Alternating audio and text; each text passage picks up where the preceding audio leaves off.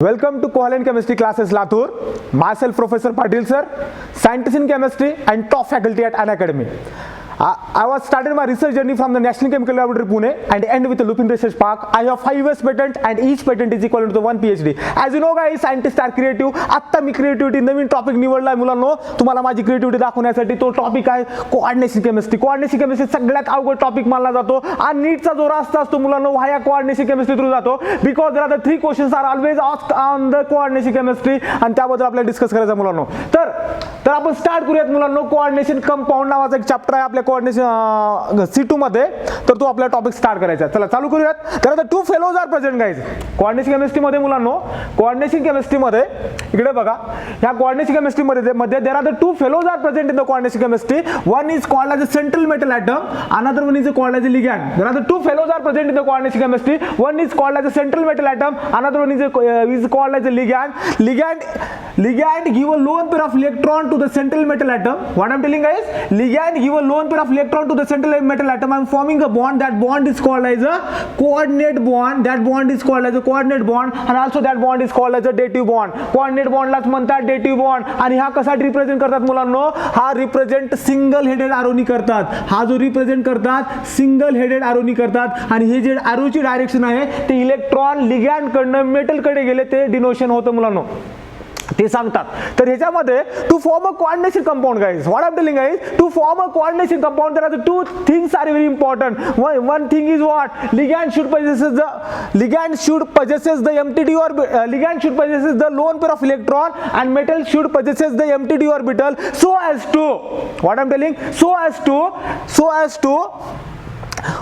to whatever the electron coming from the ligand, मी काय म्हणतोय, whatever the electron coming from the ligand can be accommodated into the empty d orbital and forming a compound. That compound is called as a coordination compound. एकदम मराठीमध्ये सांगतो मुलांनो, coordination compound बनण्यासाठी 2 important घटक लागतात.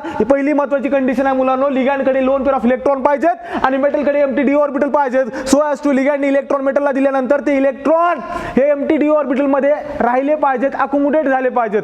त्यासाठी जे कंडिशन आणि नंतर एक कंपाऊंड म्हणतो, त्या कंपाऊंडचं नाव आहे मुलांनो कोऑर्डिनेट कंपाऊंड. तर त्यासाठी गाइस हा कोऑर्डिनेट कंपाऊंड नावाची एक नवीन टर्मिनॉलॉजी आहे. ते समजण्यासाठी आपण पहिल्यांदा एक्झाम्पल कन्सिडर करूयात मुलांनो. हे एक्झाम्पल एकदम ब्रँडेड एक्झाम्पल आहे मुलांनो. हे एक्झाम्पल एकदम ब्रँडेड एक्झाम्पल आहे. ते एक्झाम्पल बघा मुलांनो, K4FeCN6 नावाचा एक कॉम्प्लेक्स घेतला. ह्या कॉम्प्लेक्सला म्हणतात कोऑर्डिनेशन कॉम्प्लेक्स और कोऑर्डिनेशन कंपाऊंड. आता ह्यामध्ये नवीन हा टॉपिक शिकतोय मुलांनो. ह्या टॉपिक शिकतोय म्हणजे आपल्याला नवीन टर्मिनॉलॉजी आपल्याला शिकायची आहेत. हे खूप इम्पॉर्टंट टर्मिनॉलॉजीज आहेत आणि हे नवीन टर्मिनॉलॉजी आपल्याला शिकायची आहेत. ते नवीन टर्मिनॉलॉजीज काय काय आहेत ते बघा मुलांनो. ह्याच्यामध्ये हा K4 फक्त K4 नाही मुलांनो, हा जो ब्रॅकेट आहे हा साधा ब्रॅकेट नाहीये, वेगळ्या टर्म्स यूज करतात कोऑर्डिनेशन कंपाऊंड मध्ये. आता वन बाय वन जाऊयात. हा जो ब्रॅकेट आहे मुलांनो, ब्रॅकेट मधला पार्टला म्हणतात कोऑर्डिनेशन कंपाऊंड. मेन आहे मुलांनो, कोऑर्डिनेशन कंपाऊंड म्हणतात मुलांनो ब्रॅकेट मधल्या पार्टला. आणि ह्या ब्रॅकेटला म्हणतात कोऑर्डिनेशन स्फियर. ह्या ब्रॅकेटला काय म्हणतात मुलांनो, कोऑर्डिनेशन स्फियर म्हणतात. साधा ब्रॅकेट नाही हा, ह्या ब्रॅकेटला म्हणतात कोऑर्डिनेशन स्फियर. आता इकडे बघा, हा ब्रॅकेटच्या बाहेरचा जो हा K4 आहे मुलांनो, हा ब्रॅकेटच्या बाहेर आहे म्हणून त्याला काउंटर आयन म्हणतात मुलांनो. त्याला काय म्हणतात, काउंटर आयन. आणि काउंटर आयनचं काय काम असतं, to satisfy the charge of complex. तो ब्रॅकेट मधला जो काही चार्ज असेल ना त्याला सॅटिस्फाय करण्याचं काम असतं मुलांनो. ह्याचं K4 चं नाव आहे कॉम्प्लेक्स काउंटर आयन. Fe चं नाव आहे मुलांनो सेंट्रल मेटल एटम. CN चं नाव आहे लिगॅंड आणि या स्फिअरचं नाव आहे कोऑर्डिनेशन स्फिअर. हे टर्मिनॉलॉजीज आहेत मुलांनो. यामध्ये नवीन एक बघा बरं, हा 6 cyanides are attached to the Fe, so its coordination number is 6. आता यामध्ये एक नवीन टर्म आहे मुलांनो, ती टर्म आहे बघा कोऑर्डिनेशन नंबर. कोऑर्डिनेशन नंबर नावाची एक टर्म आहे. कोऑर्डिनेशन नंबर म्हणजे काय मुलांनो, number of ligands. What is mean by coordination number, what is the definition of coordination number, number of ligand attached to the central metal atom, that number is called as a coordination number. There are the 6 CNs are present in this complex, so its coordination number is 6. ह्या complex मध्ये coordination cyanide हे 6 आहेत म्हणून ह्याचा coordination number 6 आहे मुलांनो. हे just झाले इंट्रोडक्शन. हे जस्ट झाले इंट्रोडक्शन. इम्पॉर्टंट पार्ट आहे मुलांनो, इम्पॉर्टंट पार्ट आहे. पहिला पार्ट आपण डिस्कस करतोय तो पार्ट आहे वर्नर थेरी मुलांनो. तो पार्ट आहे Werner theory. And Werner is called as, वर्नरनी पहिल्यांदाच कोऑर्डिनेशन केमिस्ट्रीवरती काम केलं मुलांनो. वर्नरनी पहिल्यांदाच कोऑर्डिनेशन केमिस्ट्रीवरती काम केलं. हा पहिला सायंटिस्ट आहे, त्यामुळे वर्नरला काय म्हणतात, Werner is called as a father of coordination chemistry. Werner is called as a father of coordination chemistry guys. आणि वर्नरने एक थेरी दिली, त्या थेरीचं नाव आहे वर्नर्स थेरी गाईज. आणि वर्नर थेरी बद्दल खूप जबरदस्त आपण डिस्कस करणार मुलांनो. वर्नर बद्दल खूप जबरदस्त डिस्कस करतोय. वर्नरनी काय काय म्हणलं बघा मुलांनो. Werner telling about two kind of valencies. Werner telling about the two kind of valencies. One is called as a primary valency, another one is called as a secondary valency. वर्णनी पहिली valency सांगितलं primary valency, वर्णनी दुसरी valency सांगितली secondary valency. Primary valency is ionizable, याचे ions म्हणू शकतात मुलांनो. Secondary valency is non-ionizable, हे ions म्हणू शकत नाहीत. Primary valency is related to the oxidation state. खूप महत्त्वाचा पार्ट आहे मुलांनो. बरेचशा नीट मध्ये हा प्रश्न विचारला आहे. प्रायमरी व्हॅलेन्सी कशासोबत असते. Primary valency nothing but oxidation state, त्याची व्हॅलेन्सी असते मुलांनो. त्या सेंट्रल मेटल ॲटमची व्हॅलेन्सी असते, त्यालाच म्हणतात oxidation state. Primary valency is related to the oxidation state and secondary valency is related to the coordination number. जे सेकंडरी व्हॅलेन्सी आहे मुलांनो, secondary valency is related to the coordination number. खूप महत्त्वाचा part आहे मुलांनो. आता प्रायमरी व्हॅलेन्सीचा आणि जॉमेट्रीचं देणे घेणं नाही. That's what the third possibility is what coordination. Primary valency is not related to the geometry.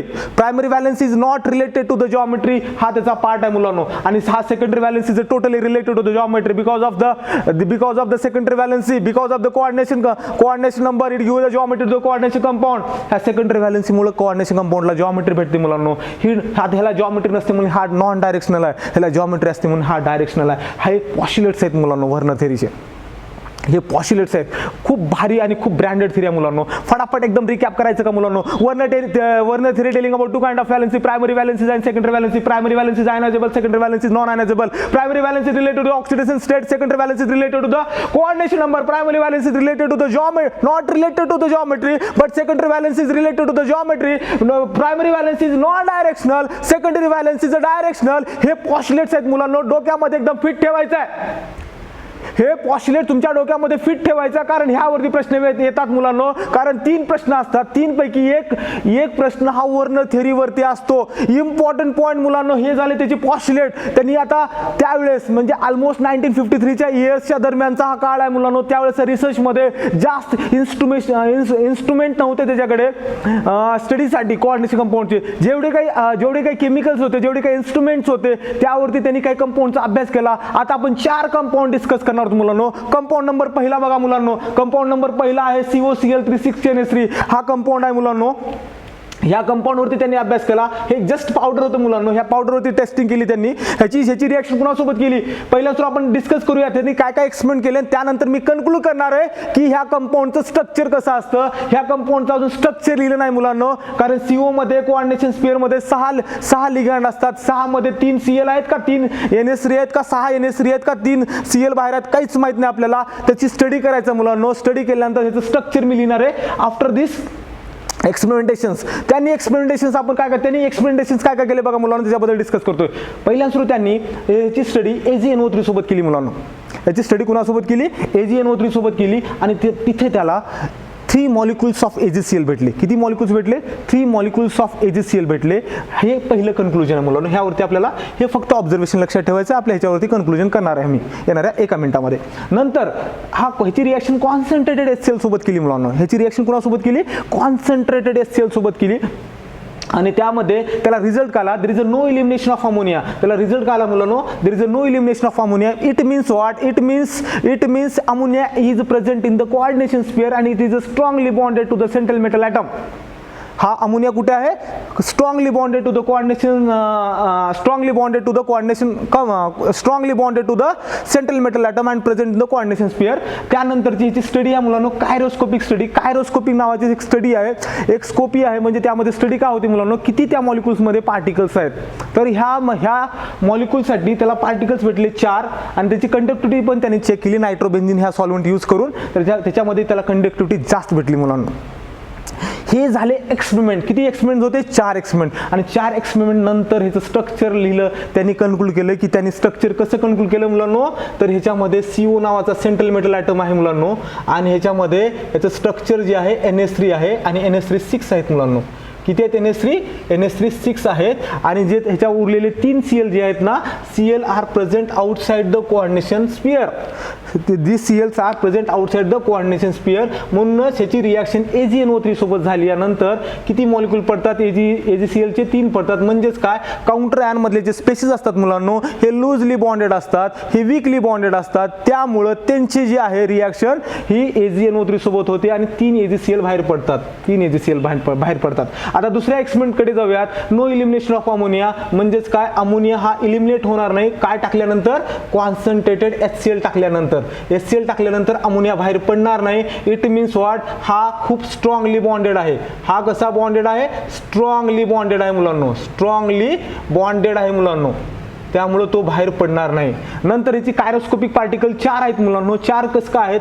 3 molecule of Cl 3 झाले आणि ह्याच्यासाठी एकच कन्सिडर करतात मुलांनो. म्हणून ह्याची कायरोस्कोपिक स्टडी किती आहे मुलांनो? 4 आहे. ह्याची कंडक्टिव्हिटी जास्त आहे कारण ह्याच्यामध्ये टोटल नंबर ऑफ आयन्स हे 4 आहेत मुलांनो. Conductivity is directly depend upon number of ions.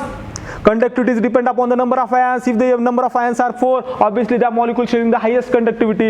तर ह्याच्यामध्ये ह्याचं स्ट्रक्चर त्यांनी ह्या एक्सपेरिमेंटेशन त्यांनी स्ट्रक्चर काय सांगितलं? CONH3 Cl3 ह्या कंपाऊंडचं स्ट्रक्चर सांगितलं. हा झाला मॉलिक्यूल नंबर 1. तर आता मॉलिक्यूल नंबर 2 बद्दल त्यांनी काय सांगितलं बघा मुलांनो. मॉलिक्यूल नंबर 2 बद्दल काय सांगितलं बघा. मॉलिक्यूल नंबर 2 काय आहे बघा. बरं एकदम इकडे लक्ष द्या मुलांनो. हा COCl3 6NH3 आहे. फक्त इथं जो 6NH3 आहे ना मुलांनो, इथं फक्त एक अमोनिया कमी केला मुलांनो. अमोनिया केला, एक्सपेरिमेंटेशन सेम केले, पण त्याला रिझल्ट वेगळे भेटले मुलांनो. वेगळे रिझल्ट काय भेटले? पहिला वेगळा रिझल्ट भेटला हा. इथे ना पहिल्या एक्सपेरिमेंट मध्ये 3 AgCl भेटले होते. दुसऱ्या एक्सपेरिमेंट मध्ये त्याला किती मॉलिक्यूल भेटले? 2 AgCl भेटले. म्हणजे काहीतरी चेंजेस असतील याच्या स्ट्रक्चर मध्ये. ह्याच्यामध्ये नो इलिमिनेशन ऑफ अमोनिया म्हणजेच काय, जेवढे काही 5 अमोनिया आहेत ते कोऑर्डिनेशन स्फिअर मध्येच आहेत. ह्या रिझल्ट मध्ये काही चेंज नाही. हा आणि हा रिझल्ट सेम आहे. कायरोस्कोपिक पार्टिकल मध्ये ह्या रिझल्ट मध्ये चेंज आहे मुलांना. इथे 4 होते, इथे 3 आहेत. म्हणजे काहीतरी वेगळे आहे. कंडक्टिव्हिटी स्लाइटली कमी आहे. म्हणजे काही ना काहीतरी ह्या स्ट्रक्चर मध्ये आणि ह्या स्ट्रक्चर मध्ये चेंज आहे. तर त्यांनी ह्या ऑब्झर्वेशन होऊन, ह्या एक्सपेरिमेंटच्या ऑब्झर्वेशन त्यांनी कन्क्लूड केलं की या कंपाऊंडचे जे स्ट्रक्चर असेल ना मुलांनो, CONH3 5 हा एक Cl असेल. ओके गाईज, हा एक Cl असेल आणि टोटल Cl किती आहेत मुलांनो? 3 Cl आहेत. तर एक Cl कोऑर्डिनेशन स्फिअर मध्ये आला. ऑब्विसली 2 Cl हे बाहेर असतील. 2 Cl बाहेर असतील. म्हणजे असं स्ट्रक्चर झालं तरच असा रिझल्ट शो करू शकतात. त्यामुळे फॉर एक्झाम्पल आपण ह्या मॉलिक्यूलवरती कन्सिडर करूयात मुलांनो. ह्या मॉलिक्यूलवरती कन्सिडर करूयात. ह्याच्यामध्ये काय झाले? ह्याची जर ह्या मॉलिक्यूलची ह्या कॉम्प्लेक्सची रिएक्शन AgNO3 सोबत झाली तर ऑब्विसली 2च AgCl निघतील कारण 2च Cl बाहेर आहेत. हे पहिलं झालं. अमोनिया निघणार नाही कारण अमोनिया ह्याच्यामध्ये 5 अमोनिया आहेत, पण 5 पण अमोनिया कोऑर्डिनेशन स्फिअर मध्ये आहेत मुलांनो. त्यामुळे अमोनिया बाहेर पडणार नाही. कायरोस्कोपिक पार्टिकल 3 आहेत. बघा बरं 3 कसे आहेत? 2 Cl आणि या कॉम्प्लेक्स साठी एकच कन्सिडर करतात. म्हणून कायरोस्कोपिक रिझल्टचा पण ह्या स्ट्रक्चरनी सेम रिझल्ट येतो.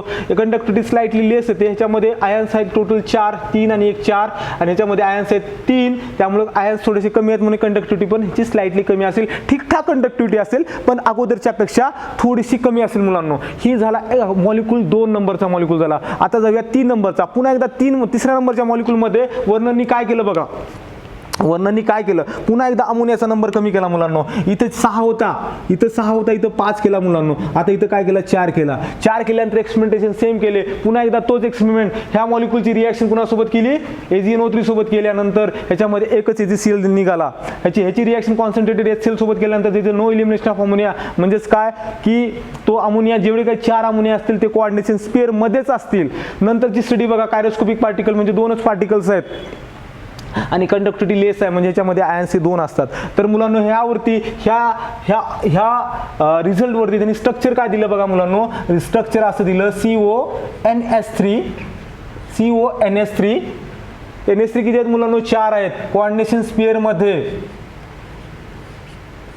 स्फिअर मध्ये टोटल कोऑर्डिनेशन लिगॅंड्स 6 पाहिजेत मुलांनो. तर 4 NH3 4 NH3 ह्या कोऑर्डिनेशन स्फिअर मध्ये आहेत आणि ह्या 3 Cl पैकी 2 Cl कोऑर्डिनेशन स्फिअर मध्ये आहेत. हा 3 Cl आहेत तर 1 Cl बाहेर आहे. ऑब्विसली हा मॉलिक्यूल जर असं स्ट्रक्चर असेल तर रिझल्ट हे देऊ शकतात. बघा आता कॅल्क्युलेट करायचं का? तर ह्याची रिएक्शन जर AgNO3 सोबत जर केली, ह्याची जर रिएक्शन AgNO3 सोबत जर केली, हा Cl आणि हा Ag हा इलिमिनेट होऊन काय बनेल मुलांनो? AgCl भेटेल मुलांनो. याची रिॲक्शन जर कॉन्सन्ट्रेटेड HCl सोबत केली, अमोनिया कोऑर्डिनेशन स्फिअरमध्येच आहे, अमोनिया बाहेर पडणार नाही, म्हणजे हा रिझल्ट पण ओके दाखवेल. ह्याच्यामध्ये कायरोस्कोपिक स्टडीमध्ये 2 पार्टिकल्स आहेत, म्हणजे ऑब्व्हियसली एक क्लोरीन आहे आणि ह्या मॉलिक्यूलसाठी एक होतात, 1 आणि 1 2, म्हणजे याची काही कायरोस्कोपिक स्टडी पण 2 आहे. ह्याची कंडक्टिव्हिटी लेस आहे कारण ह्याच्यामध्ये 2च आयन्स आहेत मुलांना, हा पॉझिटिव्ह आयन आहे हा निगेटिव्ह आयन असेल, त्यामुळे याची कंडक्टिव्हिटी लेस आहे. हा झाला तिसऱ्या मॉलिक्यूलवरचा एक्सपेरिमेंट. आता जाऊयात मुलांनो लास्ट मॉलिक्यूलवर काय केलं. लास्ट मॉलिक्यूल आहे मुलांनो COCl3 ह्याचं स्ट्रक्चर बघा मुलांनो, AgNO3 सोबत रिएक्शन केल्यानंतर ह्याच्यामध्ये नो PPT, याची रिएक्शनच झाली नाही, म्हणजे ह्या कंपाऊंडची रिएक्शन AgNO3 सोबत झालीच नाही, त्यामध्ये AgCl भेटलाच नाही, म्हणजे मला कळते की स्ट्रक्चर काय असेल, तरी पण सांगेन एका मिनिटानंतर. ह्याची रिएक्शन कॉन्सन्ट्रेटेड HCl सोबत झाल्यानंतर नो इलिमिनेशन ऑफ अमोनिया, म्हणजे हा रिझल्ट हा 2 नंबरचा जो एक्सपेरिमेंट आहे मुलांनो सगळ्यांचा रिझल्ट सारखाच आहे, म्हणजे जेवढ्या वेळेस अमोनिया आहे तो कोऑर्डिनेशन स्फिअरमध्येच आहे, म्हणजे तिन्ही पण अमोनिया जे असतील ह्या कंपाऊंडमध्ये तिन्ही पण अमोनिया हे कोऑर्डिनेशन स्फिअरमध्येच असेल मुलांनो, हे त्याची रिझल्ट झाला. ह्याची कायरोस्कोपिक पार्टिकल म्हणजे एकच असेल, म्हणजे कॉम्प्लेक्स हा एकच आहे, कंडक्टिव्हिटी 0, म्हणजे याच्यामध्ये आयन्स अजिबात नाही आहेत. तर याचं स्ट्रक्चर काय असेल मुलांनो, तर याचं स्ट्रक्चर मी ड्रॉ करतोय मुलांनो, इथे स्पेस आहे थोडासा, इथे स्ट्रक्चर ड्रॉ करतोय. याचं स्ट्रक्चर असं असेल मुलांनो, COCl3 आणि NH3 टेकन थ्राइस, हे त्याचं स्ट्रक्चर असेल मुलांनो. हे त्या कंपाऊंडचं काय असेल, स्ट्रक्चर असेल मुलांनो. ह्या त्या कंपाऊंडचं स्ट्रक्चर असेल. बघा बरं मुलांनो, इथे आपण इथे बघायचं का, ह्याचं चेकिंग करायचं का मुलांनो, इथे बघा बरं, ह्याची जर रिॲक्शन AgNO3 सोबत झाली तर इथं PPT असेल का, कारण इथं Cl काउंटर आयनमध्ये इथं Cl नाहीच ना मुलांनो. जेवढे काही Cl आहेत आपल्याकडे तिन्ही Cl कुठे आहेत, सेंट्रल ह्या कॉम्प्लेक्समध्ये आहेत, आणि कॉम्प्लेक्समधले लिगँड्स स्ट्रॉंगली बॉन्डेड असतात. कॉम्प्लेक्स मधले जे मॉलिक्यूल असतात, जे आयटम्स असतात, ते स्ट्रॉंगली बॉन्डेड होते सेंट्रल मेटल आयटम, आणि हे काही AgNO3 ने रिॲक्शन होणार नाही, आणि त्याच्यामध्ये AgCl हा बाय प्रोडक्ट येणार नाही. ह्याच्यामध्ये कॉन्सन्ट्रेटेड HCl सोबत रिॲक्शन केल्यानंतर ऑब्व्हियसली अमोनिया जेवढे काही 3 अमोनिया आहेत ती तिन्ही पण अमोनिया कोबाल्ट सोबत कनेक्टेड आहेत मुलांनो, त्यामुळे हा रिझल्ट पण ओकेच दाखवेल. कायरोस्कोपिक स्टडी एकच दाखवेल, कारण हा मॉलिक्यूल आहे जो 1च झाला मुलांनो, त्यामुळे हा एकच पार्टिकल दाखवेल, आणि कंडक्टिव्हिटी 0, कारण ह्याच्यामध्ये आयन्सच नाहीत मुलांनो, ह्याच्यामध्ये काय नाही आहेत, आयन्सच नाहीत. हा त्या कंपाऊंडचा हा वर्नरचे रिझल्ट झाले मुलांनो. ह्या 4 मॉलिक्यूलवरती त्यांनी डिस्कस केलं, आणि 4 मॉलिक्यूलचं स्ट्रक्चर हे एक्सपेरिमेंटेशन केल्यानंतर त्यांनी स्ट्रक्चर दिलं की अशाचे स्ट्रक्चर होऊ शकतात. ही झाली वर्नर थेरी मुलांनो. मला नाही वाटत ही वर्नर थेरी तुम्हाला काही आवड गेली असेल. एकदम सोपी थेरी आहे मुलांनो, एकदम साधारण भाषेमध्ये तुम्हाला मी एक्सप्लेन करण्याचा प्रयत्न केला. होप सो गाईज तुम्हाला ही वर्नर थेरी समजली असेल. काही प्रॉब्लेम असेल तर तुम्ही अजून एकदा झूम करू शकता आणि बघू शकता. Thank you for watching my video guys. हे तुम्हाला होप सो तुम्हाला हा कन्सेप्ट कळला असेल. थोडंसं मी फास्टली घेतलो कारण आपल्याकडे वेळेचं कमतरता आहे. जर तुम्हाला हा पूर्ण टॉपिक शिकायचा असेल मुलांनो वर्नर थेरीचा, तुम्ही VBT शिका, CFT बघा, तुम्हाला प्रत्येक topic tip of the tongue भेटेल मुलांनो. ह्यानंतरचा जो पार्ट असेल माझ्या क्लासमध्ये चालू आहे मुलांनो, कोऑर्डिनेशन केमिस्ट्री. तुम्ही येऊ शकता इथं माझ्याकडनं शिकू शकता, कारण मी शिकवल्यानंतर my 1 hour is equal to 10 hours of other faculty. मुलांनो तुम्हाला MCQ बघितल्या सॉल्व करता आला पाहिजे. MCQ तुम्हाला मी जर शिकवला असेल तर तुम्हाला MCQ बघितल्या सॉल्व होईल मुलांनो. तर तुम्ही जॉईन करू शकता कोहलन chemistry classes Latur. Thank you so much guys for watching my video. Thank you.